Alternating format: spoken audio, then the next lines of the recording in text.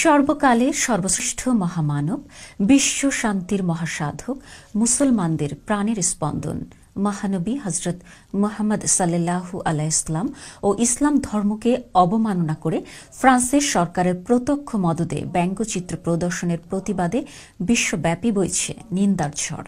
ইতালিতে বসবাসরত প্রবাসী বাংলাদেশী সহ ইতালিয়ান মুসলিম কমিউনিটির শীর্ষস্থানীয় নেতৃবৃন্দ ও বিক্ষোভ মিছিল ও সমাবেশ অনুষ্ঠিত হচ্ছে। ফ্রান্সের শার্লি এবদো নামে স্থানীয় একটি ম্যাগাজিন নবী করিম সাল্লাল্লাহু আলাইহি সাল্লামকে নিয়ে ব্যঙ্গচিত্র প্রদর্শন করেছে। ৫.৫ বছর আগে মহানবী হযরত মুহাম্মদ সাল্লাল্লাহু আলাইহি সাল্লামকে নিয়ে বিতর্কিত কার্টুন ছাপানোর পর ফ্রান্সের ব্যঙ্গাত্মক ম্যাগাজিন শার্লি এবদোতে সন্ত্রাসী হামলার ঘটনা ঘটে। আবারও সেটি ছাপিয়েছে ম্যাগাজিনটি। এ নিয়ে সমালোচনার ঝড় উঠলেও এর পক্ষে শক্ত অবস্থান নিয়েছেন ফ্রান্সের প্রেসিডেন্ট ইমানুয়েল ম্যাক্রো। মুসলমানদের প্রতি ফ্রান্সের এই বৈরী ও বিদ্বেষমূলক আচরণের তীব্র নিন্দা ও প্রতিবাদের ঝড় বইছে মুসলিম বিশ্বে। ইতিমধ্যেই বিভিন্ন দেশ, বিশেষ করে ফ্রান্সের সকল পণ্য বয়কট ও কূটনৈতিক সম্পর্ক ছিন্ন করার ঘোষণা দিয়েছে। গতকাল ইতালির রাজধানী রোমের ফ্রান্স দূতাবাস সংলগ্ন পিয়াৎজা ভেদোনিতে বিক্ষোভ প্রদর্শন করেছে ইতালিতে বসবাসরত বিভিন্ন দেশের বিপুল সংখ্যক মুসলমান। সমাবেশের মাধ্যমে অনতিবিলম্বে মহানবী হযরত মুহাম্মদ সাল্লাল্লাহু আলাইহি সাল্লামের ব্যঙ্গচিত্র অপসারণ এবং ফ্রান্সের প্রেসিডেন্টকে সকল মুসলমানদের কাছে প্রকাশ্যে ক্ষমা চাওয়ার জোর দাবি জানানো হয়। ক্ষমা না চাইলে তার বিরুদ্ধে আইনি ব্যবস্থার ঘোষণাও দিয়েছেন বাংলাদেশ সমিতি ইতালির প্রথম নির্বাচিত সভাপতি KM লোকমান হোসেন।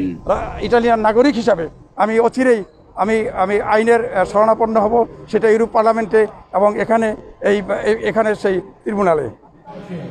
ইতালিতে বসবাসরত বাংলাদেশি মুসলিম কমিউনিটির উদ্যোগে আয়োজিত এই প্রতিবাদ সমাবেশে হাফেজ আব্দুল আহাদের সঞ্চালনায় বক্তব্য রাখেন ধূমকেতু সামাজিক সংগঠনের প্রতিষ্ঠাতা নূরে আলম সিদ্দিকী বাচ্চু, বাংলাদেশ সমিতি ইতালির সভাপতি হাসানুজ্জামান কামরুল, ইতালি বিএনপির সাবেক সভাপতি শাহ তাইফুর রহমান ছোটন, স্থানীয় ইতালিয়ান মুসলিম ফ্রান্সেসকো, বিশিষ্ট আইনজীবী মোক্তার হোসেন মার্ক এবং ইতালীয় খ্রিস্টান কমিউনিটির সাধারণ সম্পাদক মিস্টার পান্দোরো। বক্তব্যের পর খোলা আকাশের নিচে প্রকাশ্যে আজান ও জুমার নামাজ আদায় করেন উপস্থিত মুসল্লিরা।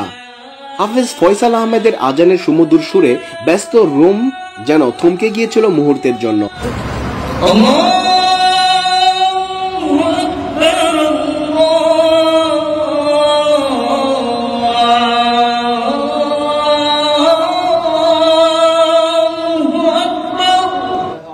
জুমার নামাজের জামাত পরিচালনা করেন রোম মসজিদের খতিব আলহাজ হাফেজ মাওলানা মিজানুর রহমান। নামাজের পর করোনা ভাইরাস থেকে মুক্তি ও মুসলিম উম্মাহর জন্য বিশেষ দোয়া ও মোনাজাত করা হয়।